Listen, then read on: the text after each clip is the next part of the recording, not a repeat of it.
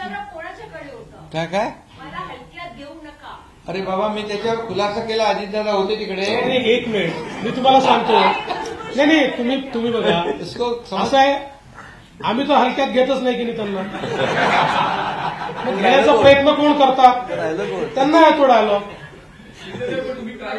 मी तर त्यांना सगळ्या जाहीरपणे सांगतो ना. मी काय थोडं लपून नाही. मी हलक्यात घेऊ नका. ज्यांनी हलक्यात घेतलं त्यांचं टांगापलटी करून आलोय. काल म्हणालात की माझ्या बदनामीची मोहीम चालू आहे, तर ती कुणाकडून चालू आहे? विरोधकांकडून चालू आहे असं तुम्हाला वाटतं? मीडियाकडून चालू आहे की सत्ताधाऱ्यांचे कोणी चांगले? अरे बाबा, आताच मी तुम्हाला सांगितलं ना.